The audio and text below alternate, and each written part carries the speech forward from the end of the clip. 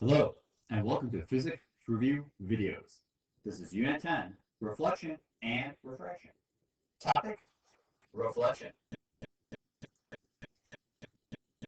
When a light wave hits a surface, it can be absorbed, it can pass through the surface, or it can bounce back. An example of light being absorbed would be something like a black t-shirt.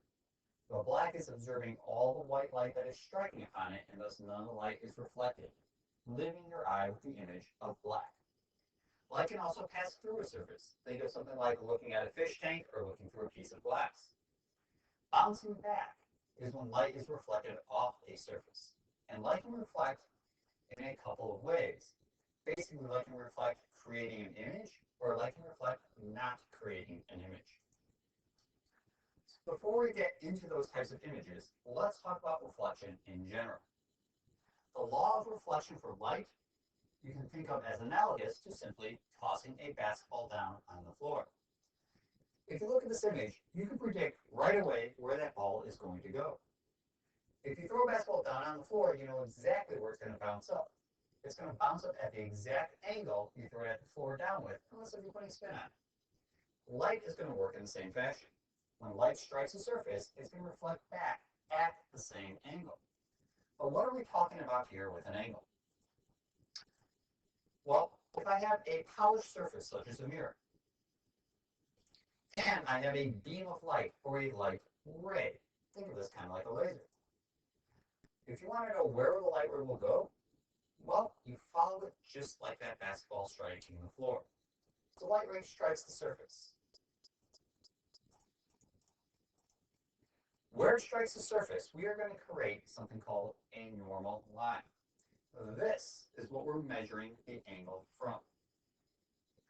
So when I'm talking about the angle that light will strike at, we are always interested in this angle to this imaginary normal line. We aren't interested in anything that's dealing with the surface, because surfaces can be curved, surfaces can be bumpy.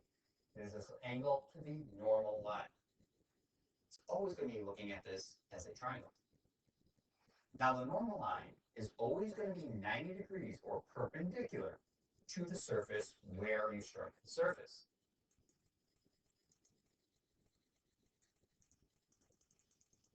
If we go a little bit further now, for the reflection, light ray comes in, it strikes, and we're going to have that angle.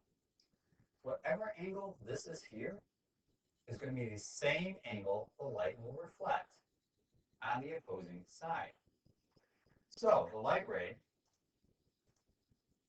is going to reflect out at that same angle. This angle here, which is represented as theta I, or incident angle, is going to be equal to this angle down here, theta R, the reflected angle. Another way I can say it is the incident angle is always going to be equal to the reflected angle. The key is always to remember, though, that those angles are being measured from that normal line. So if we go over our terminology here, our incident light ray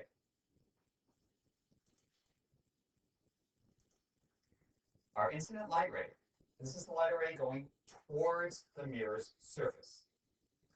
The normal line is that line perpendicular to the mirror's surface.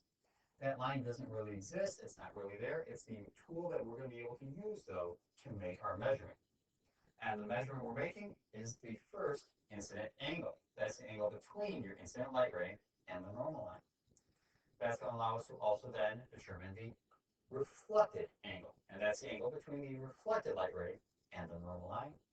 And finally, you'll have your reflected light ray, which is the light bouncing away from the mirror's surface. So these are the key parts of a light ray being reflected from a mirror.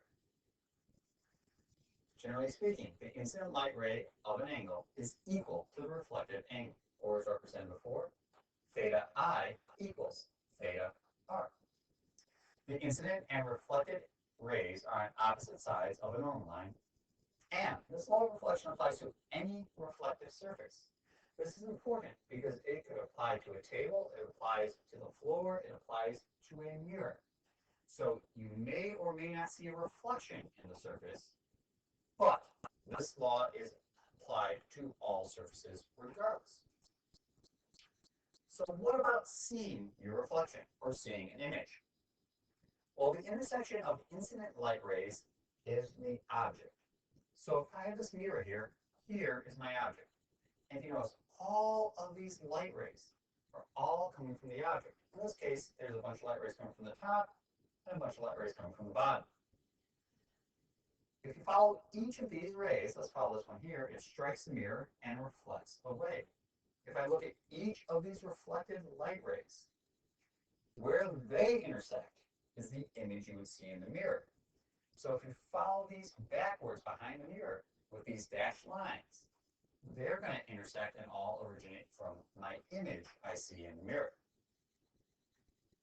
Now there's two possible types of images. The first is a real image. Real images are formed when real light rays intersect one another. Virtual images are formed at the intersection of not real light rays, or light rays that don't actually exist. Any light ray that is real is drawn as a solid line, and any light ray that is virtual or not real is going to be a dashed line, and these will be existing behind these flat mirrors. So let's take an image now of a basketball. So the image of the basketball is going to follow the rules just as it would if I were to toss it. So I'm going to have a light ray come from the basketball and strike the surface of the mirror.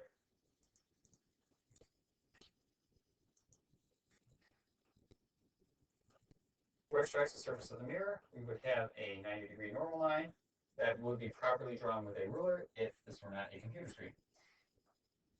I would have my incident angle, and that's going to be the same measurement as my reflected angle, and the light ray would reflect away. But to find the image, we need the intersection. So I'm going to draw another light ray. In this case, I'm going to pick an easy one. If I throw a basketball straight down, it's going to bounce straight up. So if I take a light ray and bounce it straight down at the mirror, it's going to bounce back straight up.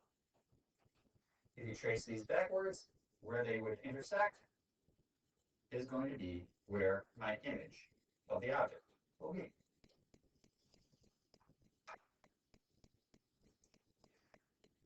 So let's talk about this. Why are we able to see these images? Well, let's take a look at a polished surface like a mirror. When we're talking about a polished surface, we need something on the atomic level that's incredibly smooth. All the light rays that are going to strike this surface are all going to create a normal line, and they're all going to reflect. Notice though, all of these normal lines, they're all perpendicular. That means every light ray is going to reflect the same on a polished surface like a mirror. So it's a uniform surface, uniform parallel normal lines. Now let's take a look at this. This could be something like your desk or a table or the ceiling. An object that you don't see your reflection in.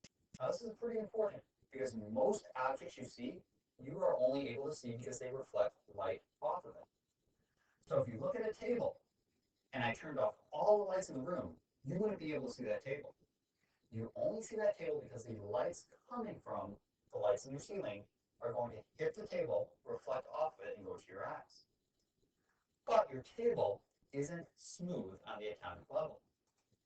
So what you're going to have is the light rays are going to come in, but if you notice your surface is rugged and jagged.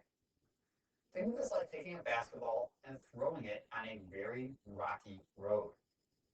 Your ability to predict where it's going to bounce isn't going to be as accurate. The bumpier and more rocky the surface is, the more random it's going to appear for where the basketball goes. And the same goes for light. All these light rays are going to hit. Where they're going to make a normal line is going to follow the rules of reflection. So the normal line is going to be 90 degrees or perpendicular to the surface where the light strikes the surface. However, since the surface is changing, the normal lines compared to one another are not going to be uniform. And thus all the reflections aren't going to be uniform. So it is obeying the law of reflection, but each surface is different. So that means all the normal lines are different, and so you will not have a uniform reflection, and you won't be able to see an image. So no image will be formed because there's no intersection of reflected light rays, and that's going to prevent your image from